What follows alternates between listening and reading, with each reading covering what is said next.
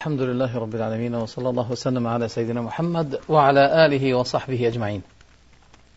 All praise is due to Allah. May Allah's peace and blessings be upon His Prophet Muhammad and upon his household, his family, and his companions. I greet you with the Islamic greeting. Assalamu alaikum wa rahmatullahi wa barakatuh, and welcome to the second episode of the series of Under Focus, or Cults Under Focus. In this program, we're intending to shed the light on certain cults and certain people who belong to a different faith, and our intention is to show the truth. And as a matter of fact, we've been talking last time about an important subject, and that is asking Allah alone. Asking Allah alone is real tawheed. When you're in trouble, when you have a disaster, a difficulty, you should be asking Allah for your need. You should be taking your God as your fortress, your support, your asylum. But as for those who are other than Allah, in which you may need sometimes, you are incumbent to use the legitimate approaches and reasons. For example, those who died, there is no more approaches, there is no more link between you and them. There is no contact between the living one and the dead one. And the last week we've been quoting a verse which is very beloved verse to me, and very important for you even to know it, to recite it, to know its translation. And that verse is in Surah Al-Ma'idah. Al-Ma'idah, they call it the table. They call it the table. In this verse, Allah subhanahu wa ta'ala said, وَاللَّهُ يَعْلَمُ مَا تُسِرُّونَ وَمَا تُعْلِنُونَ وَالَّذِينَ يَدْعُونَ مِن دُونِ اللَّهِ لَا يَخْلُقُونَ شَيْئًا وَهُمْ يُخْلَقُونَ أَمْوَاتٌ غَيْرُ أَحْيَاءٍ وَمَا يَشْعُرُونَ أَيَّانَ يُبْعَثُونَ إِلَٰهُكُمْ إِلَٰهٌ وَاحِدٌ فَالَّذِينَ لَا يُؤْمِنُونَ بِالْآخِرَةِ قلوبهم منكرة وهم مستكبرون لا جرم أن الله يعلم ما يسرون وما يعلنون إنه لا يحب المستكبرين. I made a mistake. It's not in the chapter the table. It's in the chapter called the bees, An-Nahl. The verse from 20 to 23. It's very beloved. They are beloved verses to me. Where Allah subhanahu wa ta'ala says, Allah knows what you conceal and what you reveal. And as for those whom they call apart from Allah, what about them? لا يخلقون شيئا, they do not create anything. وهم يخلقون, but they are themselves created. أموات غير أحياء, they are dead but not alive.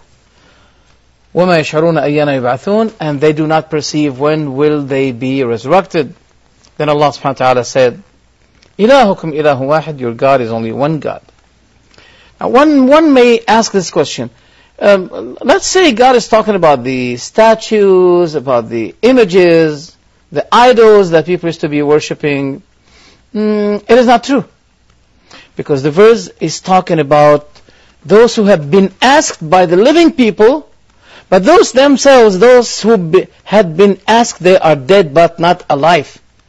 Now, we don't describe the picture or the image or the idol that it's dead but not alive, because it has nothing to do with the life and death. But Allah is proving that those whom you call apart from Him, that means apart from His permission, apart from His law, apart from His constitution, those whom they call apart from Allah, They do not create, but they are themselves created. They are dead. You don't call the idol, you don't describe the idol that it's dead. Dead but not alive. And they do not perceive. They don't feel. So Allah is not... you may say, well, the idol doesn't feel. Yes. But can you say to me that the idol doesn't feel when it will be resurrected? Is there anything called resurrection for the stones? For the pictures? For the images? No. So the verse is talking about what? The verse is talking about those whom the idols, the stones had been formed under their pictures. This is the meaning of the verse. Necessarily. Then Allah said, Ilahukum ilahu, your God is only one God. I know those people today, they say La ilaha illallah, there is no God, but Allah. So, yes. But you know something, when you say La ilaha illallah, you are incumbent to know the meaning of La ilaha illallah. Lest you will be falling in the former types of shirk that the former cults and religions used to be involved with, and today we're going to be showing you some samples of this. Alright?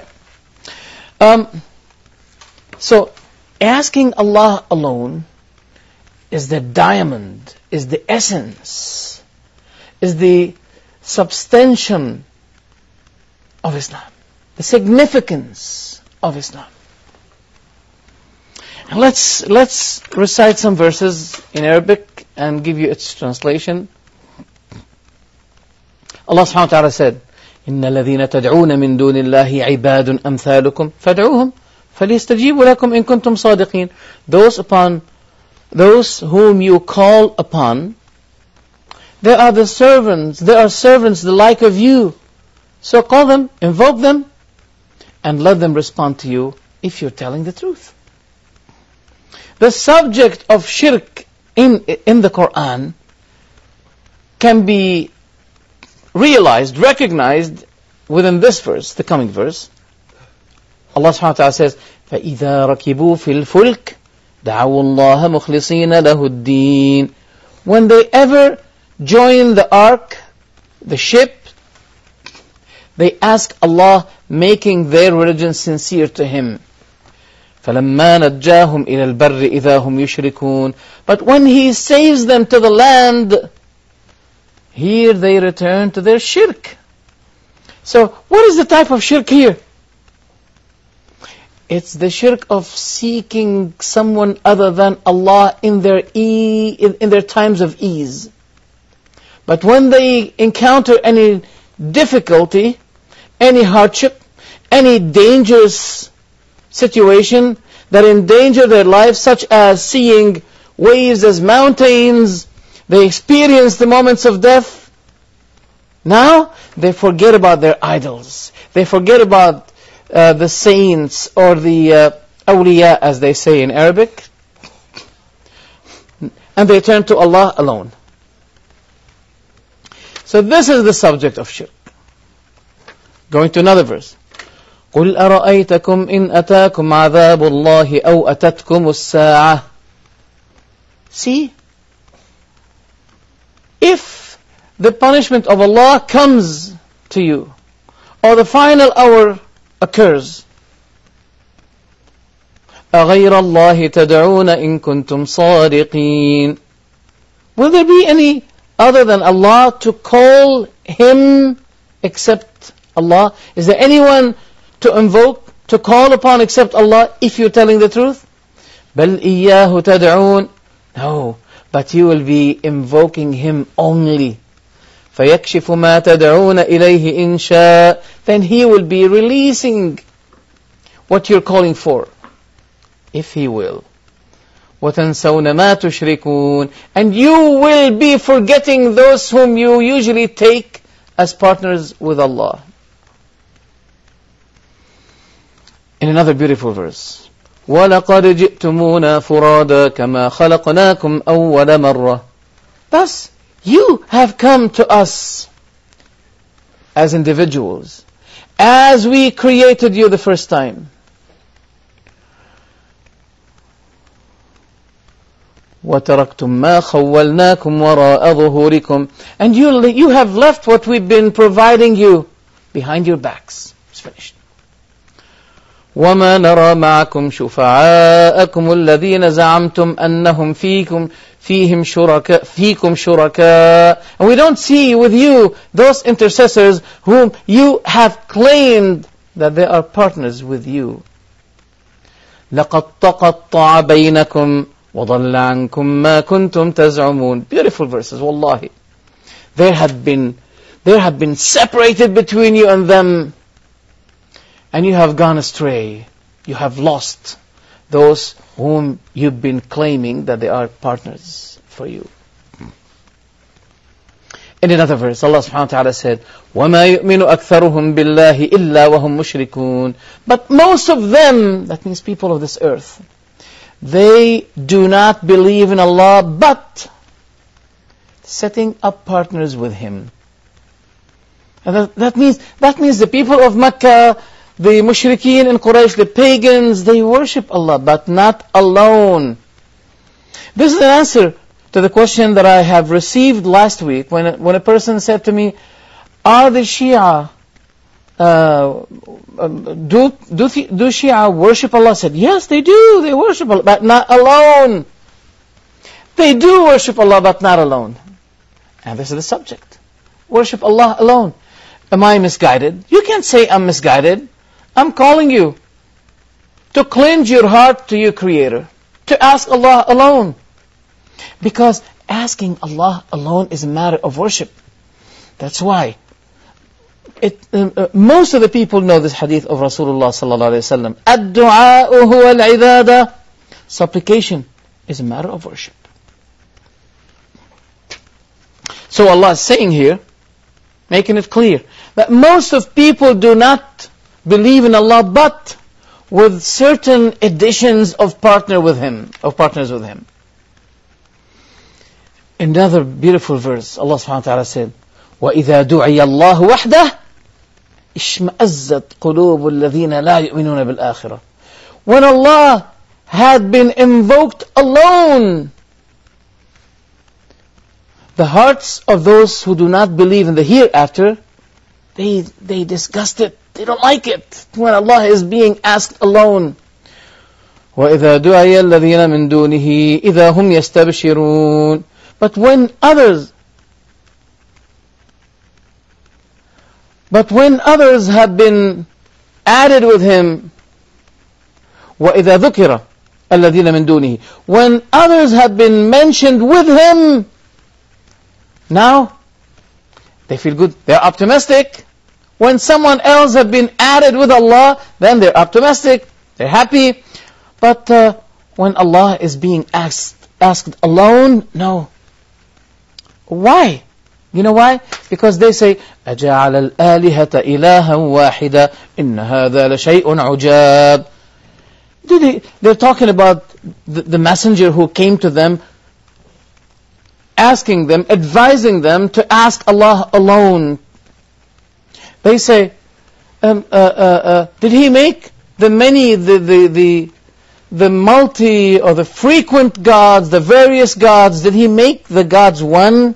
Now what's the meaning of the word God? And I have mentioned that last week, I think. God means the one who is worshipped. The one who had been worshipped, or the one who is worshipped.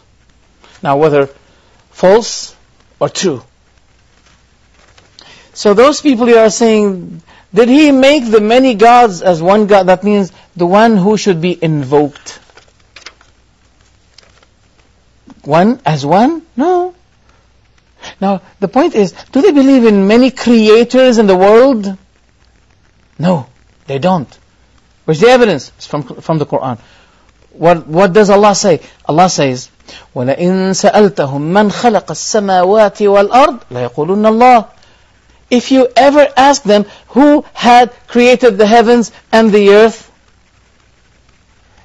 the pagans, Allah is saying they will say it is Allah. They have no problem in this. Who are those people? People of Mecca, Abu Jahl, Abu Lahab. They have no problem. They believe that Allah is the only creator of the world. Are they monotheists if they do that? No, they're still pagans. Why?